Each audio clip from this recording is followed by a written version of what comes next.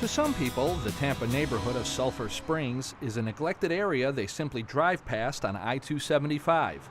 But in the late 1800s and early 1900s, before Disney, it was one of Florida's premier tourist destinations. It started out as this kind of humble swimming hole where the water supposedly had these healing properties, and then a developer came in, kind of recognized the potential of it, and developed it into this bigger destination.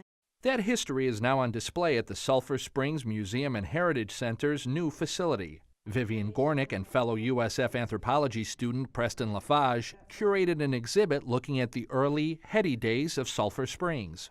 Now it's kind of associated with all these negative things, so having a space where we can talk about the history, which was actually really sort of dynamic and interesting, is a good space. The Museum and Heritage Center is also one of 6 Florida locations chosen to serve as a temporary home for Waterways, an exhibition designed by the Smithsonian Institution.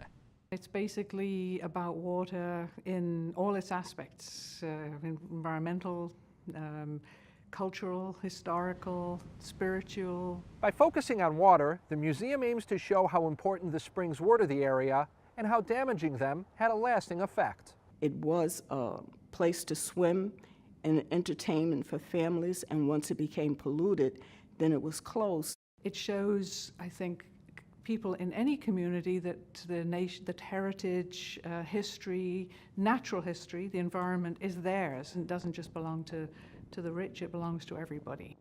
The Sulphur Springs Museum and Heritage Center is entirely funded by private donations. It was started in part by Robinson and her husband James, who hope that local residents, particularly young people, will embrace the museum and use it to make Sulphur Springs strong again.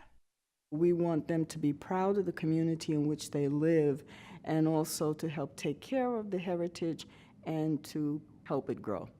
For University Beat, I'm Mark Schreiner.